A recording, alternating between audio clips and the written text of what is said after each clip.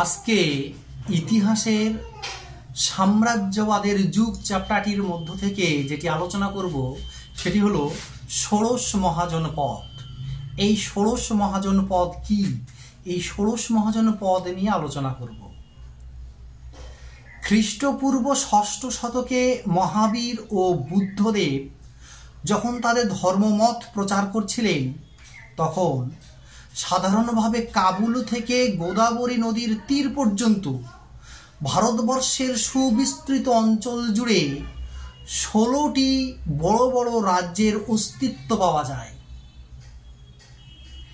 এই 16টি রাজ্যকে একত্রে ষোড়শ মহাজনপদ বলে। বৌদ্ধ সাহিত্যে এই 16টি রাজ্য ষোড়শ মহাজনপদ নামে উল্লেখিত আছে বা ষোড়শ মহাজনপদ নামে পরিচিত। এই 16টি রাজ্য হল এক অঙ্গ, অর্থাৎ বর্তমানে যেটা পূর্ব বিহার, 2 মগধ, বর্তমান যেটা দক্ষিণ বিহার, 3 এবং 4 কাশী কোশল, 3 নম্বরে কাশী, 4 নম্বরে কোশল অর্থাৎ বর্তমান অযোধ্যা। এরপর অবন্তী মানে মালব, বৎস মানে এলাহাবাদ, ব্রিজি মানে উত্তর বিহার,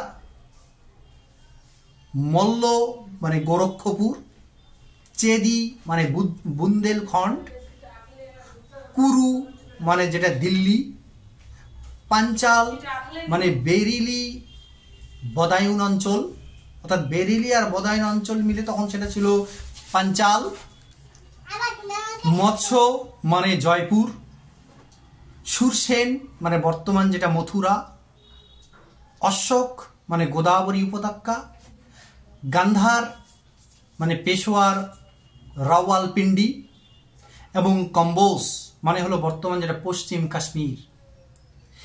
এই 16টি রাজ্যকে বৌদ্ধ সাহিত্যে বলা হতো ষোড়শ মহাজনপদ। এই 16টি রাজ্য নিজেদের মধ্যে শক্তি বৃদ্ধির জন্য ওই সব রাজ্যের রাজারা প্রায় পরস্পরের সঙ্গে যুদ্ধ বিগ্রহে লিপ্ত থাকত। ফলে স্বভাবতই ধীরে ধীরে তাদের মধ্যে গুটি কয়েক রাজ্য বেশি শক্তিশালী হয়ে ওঠে।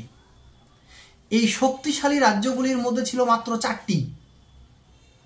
সেগুলি হলো অবন্তী, অবন্তী বলতে বর্তমান যেটা মালব, দ্বিতীয়ত হলো বৎস, বৎস বলতে বর্তমান এলাহাবাদ,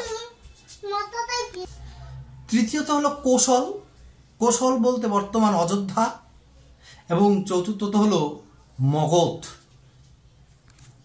এই মগধ বলতে দক্ষিণ বিহার। এই 4টি সর্বশক্তি হিসাবে মাথা চাড়া দিয়ে থাকে, কিন্তু পরিশেষে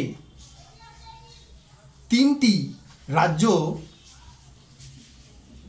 একটি রাজ্যের কাছে হার মানে। অর্থাৎ বিষয়টি হলো এইরকম, অর্থাৎ পরিশেষে মগধ রাজ্যটি অবন্তী, বৎস এবং কোশলকে পরাজিত করে মগধ চূড়ান্তভাবে নিজ সার্বভৌম প্রাধান্য স্থাপনে সমর্থ হয়। তখন মগধের সিংহাসনে প্রথম হর্ষাঙ্ক বংশের রাজা বিম্বিসার সিংহাসনে বসেন এবং সেখানে সেই মগধ রাজ্যে হর্ষাঙ্ক বংশের সৃষ্টি হয় এবং সেই হর্ষাঙ্ক বংশের প্রথম রাজা ছিলেন রাজা বিম্বিসার। এই ছিল ষোড়শ মহাজনপদের মূল বক্তব্য। এটাই হলো ষোড়শ মহাজনপদ, অর্থাৎ 16টি রাজ্যকে একত্রে বলা হতো ষোড়শ মহাজনপদ।